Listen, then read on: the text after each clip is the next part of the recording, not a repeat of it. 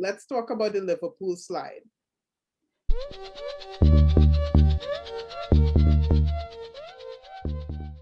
I don't want to kick Jurgen Klopp while he's down. I mean, it's very rough period for him and his family with his mom. You can saw the emotional side of him.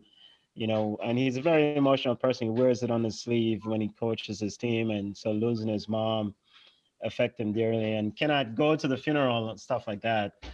But as it relates to the team, they've been exceptional for the last 3 years. They've been fantastic, and I think it comes down to Klopp and management not filling those holes, and a couple holes that needed to be filled.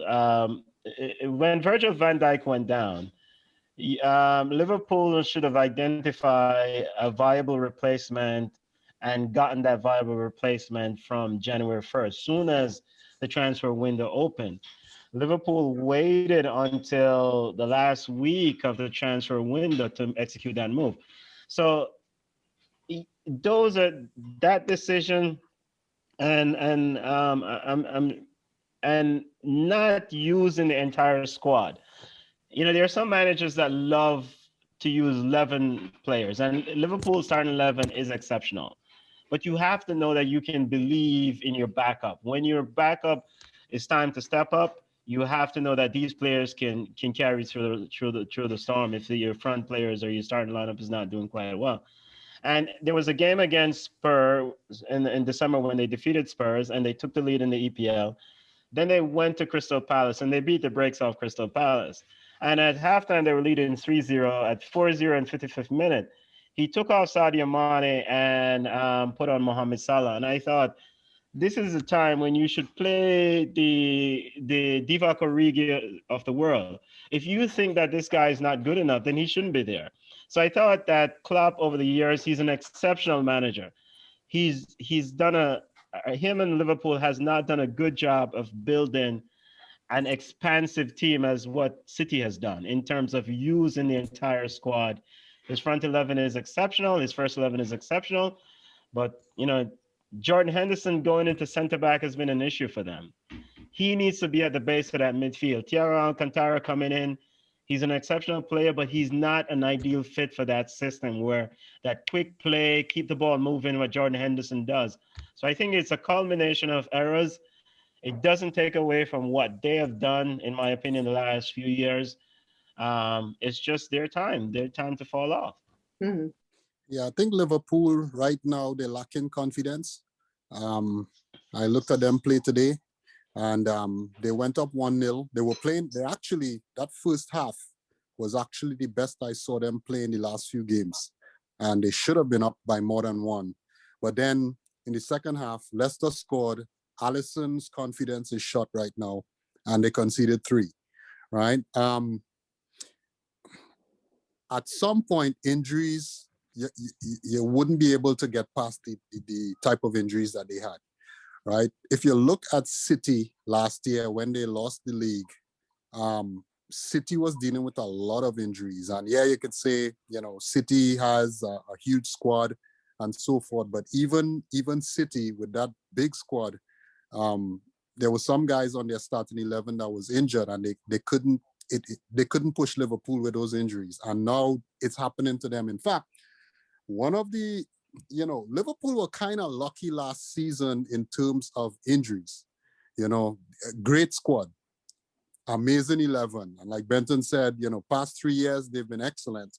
But the same guys were playing day in, day out, and none of them got injured, right? And now with Van Dijk going down, Gomez going down, I think at one time, Trent was out for a little bit as well too.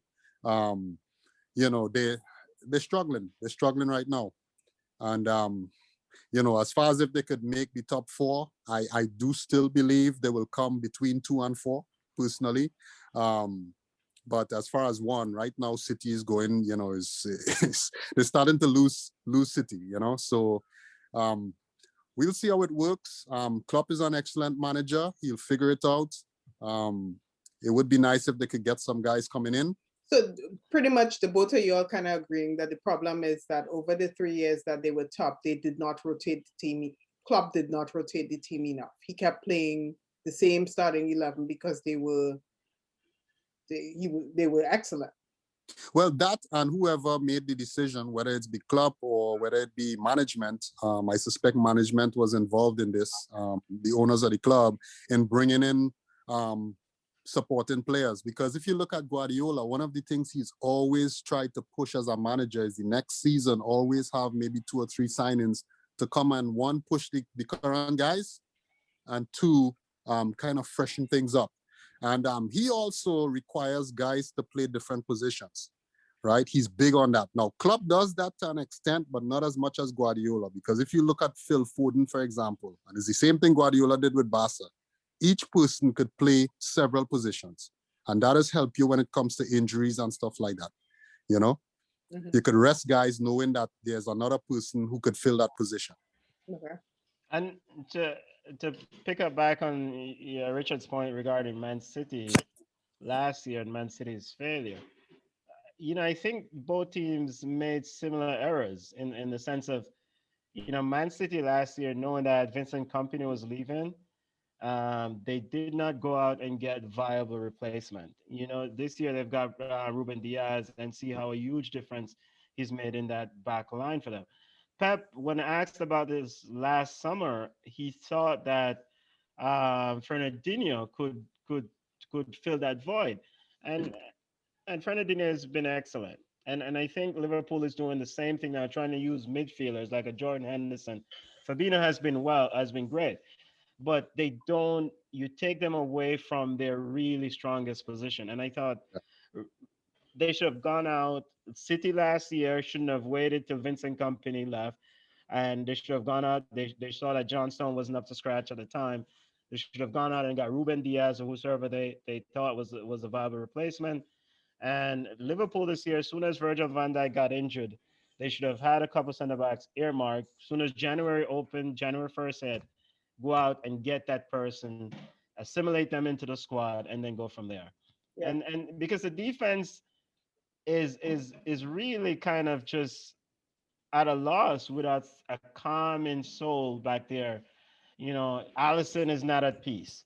Fabinho is trying to cover for everybody. George, we know that Robertson and Trent Arnold, they like to go up and push immensely, but somebody's got to be that calming voice back there, and they're missing that. Since you guys started the conversation about City, do you think that City would be able to hold on for the rest of the season to win it? It's too early to say. What is it, 22 games, 23 games, or 15 games? The season has been a roller coaster so far, but if any team that can hold on to win it, it's this City team. I think they've addressed the issue with Ruben Diaz being a huge force. Now, if they remain healthy, then they can see it over the line. They're doing all this stuff without Sergio Aguero scoring anything for them, right? And we don't know if Sergio Aguero is going to be back in any form. And Jesus is not doing anything, pretty much. So they're doing that with Gundogan, Phil Foden, as Richard said, really stepping up. If any team that can hold this lead is Man City. Yeah, and they have 2 games in hand, right? Oh, they do. Yeah, I think they have 2 games in hand on the rest of the pack. So, wow. So, Richard, do you think City will hold on till the end? I do think they will hold on to win it. Based on what I've seen in the last few games, the thing about the interesting thing about how they did it this season, they started off slow. They were keeping clean sheets, right? And then they were struggling to score goals for a while there, right? But forming that solid base at the back, now the goals start coming. And so they have that perfect combination where you can't score on them, and now they will score on you, right? So I do think if they continue playing like this, because things change quickly, people, it's easy to crown a team, the greatest thing ever. And all it takes is one game, one bad result to shatter confidence. However, the way this team is playing, it's hard for me to believe that, barring injury, again, it's hard for me to believe that they will lose the plot. They look head and shoulders above the rest. Today they ran Spurs off the park. Spurs couldn't even touch them. You know, as far as the strikers go, Pep has always loved tinkering with this false nine business, right? And it's working for him. So he feels no pressure in rushing Aguero back. Gabriel is playing. However, he has no qualms in you know, with sitting Gabriel on the bench and playing with a bunch of midfielders, you know, between Foden, Gundogan and Sterling. You know, those guys will provide the goals. So again, he have lots of options. Right now, he's in his glee because he loves rotating guys and playing guys in different positions, you know. Stones is refreshed right now, playing better than he has in years. Right now, he's actually keeping Emerick Laporte on the bench, which I never thought I'd see the day. So, you know, Cancelo, great player. You know, I was looking at him today. That guy could do everything. He's right back and he's playing midfield. He's crossing. He's doing everything. So, I think they have a great combination right now. It's hard to see anybody stopping them.